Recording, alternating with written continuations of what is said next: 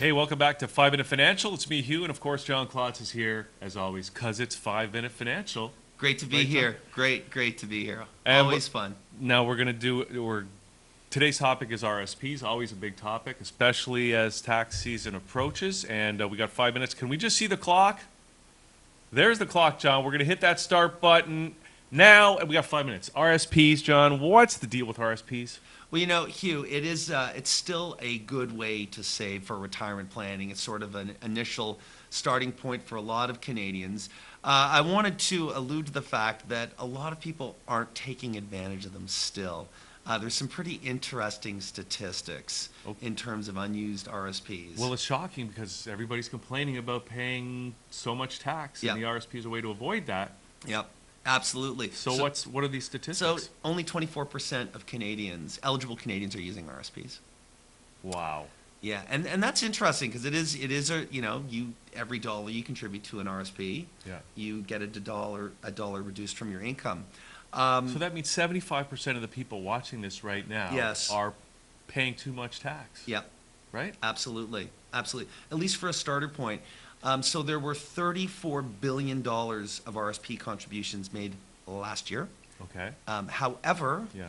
there is $684 billion of unused RSP room. So Wow. do the math. That's about 5% of all eligible RSP room is being used. So only 25% of Canadians are using their RSP room, and they're leaving 95% of it on the table. Oh my goodness. Yeah. So I mean, it's not the perfect solution to your retirement plan, but certainly Canadians should be taking advantage of it. As well, the average RSP contribution was only about $2,800 per Canadian. And what should it be, or what Well, could it be? you can see basically that the amount that they're contributing is not, it's hard to create a retirement plan on That much. such limited resources.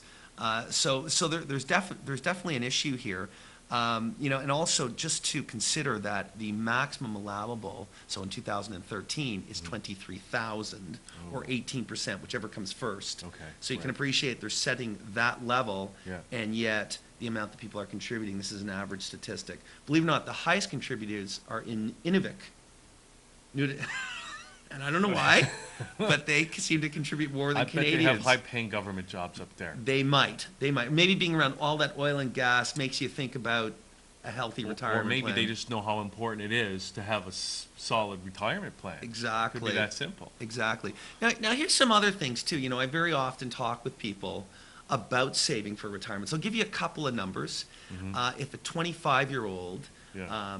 puts approximately $2,000 a year into an RSP, just using general rates of return, by the time they're 65, it's worth $301,000. So just plop it in $200 a month. There's your 300 grand.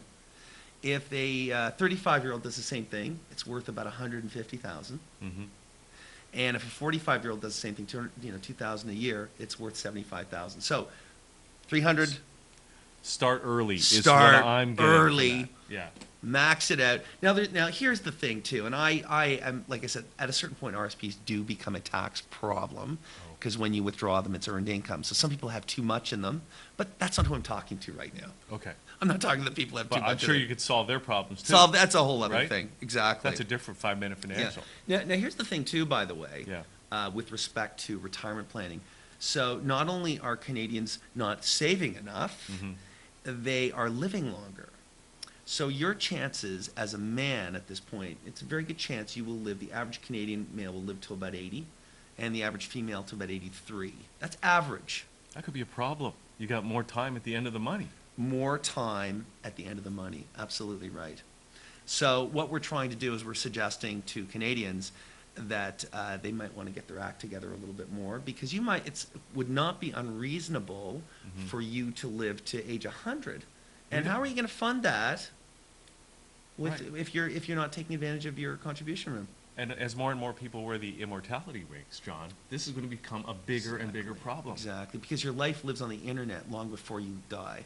or long after you die. What happens after we download our personalities onto the internet and toss our bodies away? You know, you bring up a good tax point. I'm sure Revenue Canada has considered this. Don't you worry. They have.